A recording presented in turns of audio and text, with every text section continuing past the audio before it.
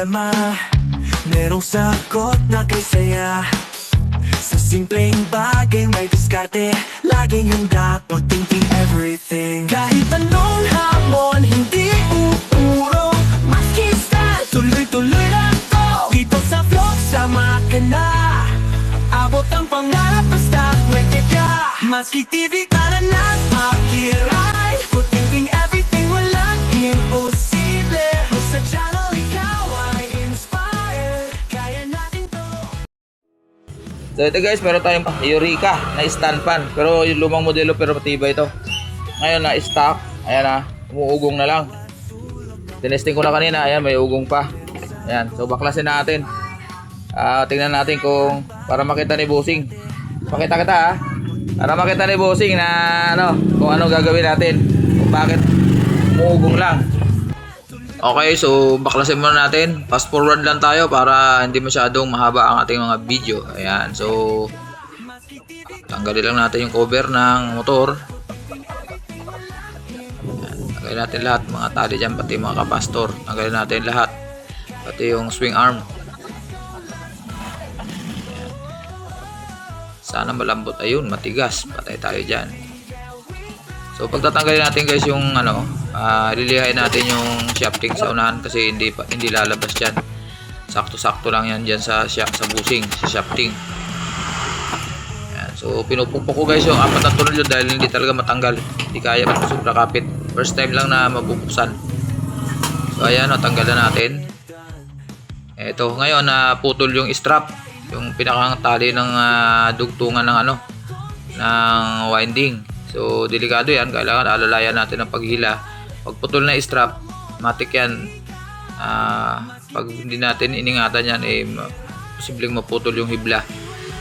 At pag naputol at sagad ang putol, sayang, palit motor. Ito may ugong pa naman, ibig sabihin buo pa yung kanyang fuse. Ayaw lang umikot dahil stuck up. So ayan kumapit na yung busing sa likod. Ayun. Nanonood yung customer dyan guys, at sabi ko sa kanya panoorin niya, tapat lang ng bahay ng inuupahan ko to sa Cavite. So nakita niya naman na malalim na yung maligasgas na sa kuko. Kaya tinanggal ko na yung cover ng bushing, tinanggal ko na rin siyempre yung bushing, tapos lagyan natin ng konting bulak yung bakante na para medyo maraming langis na ma-stack dyan sa loob ng lagayan ng bushing. Ayan, ilagay natin yung bago at syempre lagyan natin ng cover. Ayan, medyo mahirap yung cover na ganito, at pag medyo hindi natin nailapat ng maayos yan, uugong lindang ang electric fan, ang motor. So kailangan mailapat ng maayos. So ayan na, nailagay na natin. So syempre assemble. Nakadabing na naman ako. Ayan, tinanggal ko na yung grinder ko na ulo. Lahat ng ulo grinder ko para matanggal kasi hindi talaga mapihit. Halos puro pokpok na inabot talaga, ayaw talaga matanggal. Pag natanggal mo yung ulo, madali natanggalin yung ano niyan, yung pinakang naiwan na tornilyo. So marami naman tayo stock diyan, so papalitan na lang natin para para maayos natin ang pagkakakabit. So siyempre lagyan natin ng langis pa. Magkabila yan, dapat may langis. Yan tinatawag na oil pump. Dapat malalagyan ng langis lagi yan. Yan ang maintenance ng electric fan. Ayan. So, lagyan pa natin. So, yung kabila nalagyan ko na. So, yan, papalitan natin na shafting ngayon yan. May tama na yung likod. Sa harap okay pa sana. Kaso, wala na. Malalim na. So, ayan na. Nakakuha na tayo ng bago. So, yan, importante. Tama yung gear doon sa likod, sa gearbox. Iba kasi gear niyan, may magaspang, may pino. At butit may mga stock tayo na shafting. So ayan guys, nakabit ko na yung bagong shafting. Ayan. So lagay natin yung mga spacer. Ayan. Ayan, tapos lagyan natin langis syempre. Ayan. Pwede natin ibalik na yung motor doon sa likod ng housing na isa. At yan. Okay, freewheeling na siya. Kanina di siya maikot, di siya matanggal. Ayan, okay na. So, palibasa nagputol tayo ng mga tornilyo niyan. papalitan natin ng bagong tornilyo. Mga second hand lang naman, marami akong stock dyan. Yan.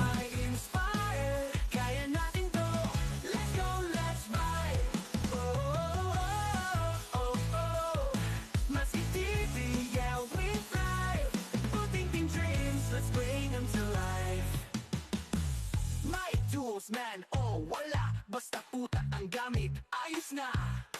DIY goals, sticks and fun, kasama ka, let's get it done.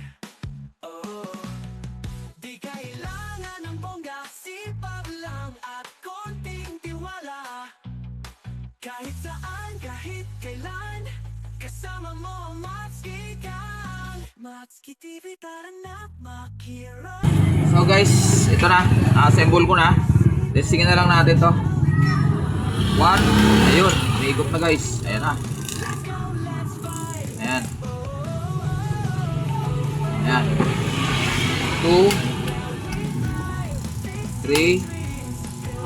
Okay, maganda pa kapastor, hindi pa siya mapigilan. Ayan o. Okay. So, ang nangyari nito guys, kita niyan, iba na yung tornilyo kasi grabe tigas, pinukpo ko na, ayaw talaga bumitaw yung screw. So pinutol ko yung ulo, grinder ko para mabaklas natin.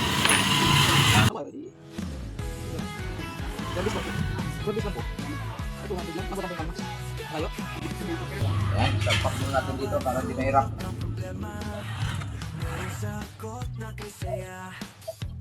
Simpleng bagay may diskarte, laging yung dapat tingin everything. Kahit anong hamon, hindi pupuro, maski style, tuloy-tuloy lang to. Dito sa flow, sama ka na, abot ang pangarap, basta pwede ka. Okay, lagyan muna natin ng LC pasamantala. Kasi dito na may LC. Lagyan muna natin ng bago. Sa channel, ikaw ay inspired, kaya natin to. Okay, testing. Okay, number 1. Ayun. Lakas guys. Ayan, number 1 pa lang yan. Number 2. Number 3. Ano ba?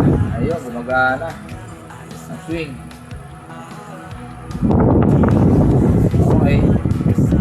Okay, patay natin. Ayan, atid mo natin sa kapitbahay lang to sa tapat, bagong customer ko. Ayan, maraming salamat guys sa inyong pag-subaybay sa aking ginawang pag-prepare ng isang Eureka na stand fan. Elegance, matibay yan. Ang ganyang klaseng modelo, mga Eureka na luma. Ayan o, yung square yung paa. Diba yan? So, anong nangyari sa kanya? Napilitan tayo magpalit ng shafting dahil yung sa harap, okay pa, pero yung sa likod, grabe na. So, dumikit na to, hindi na nga natanggal, sumama na nga pagtanggal ko na ng shafting, sumama na yung bushing. So palit. At saka yung kanina, yung sinabi ko na sa inyo kanina, to yung screw hindi matanggal, grabe ng pukpuk inabot, wala pa rin. So ayan, maraming salamat, God bless po sa ating lahat. Matski TV, bye bye.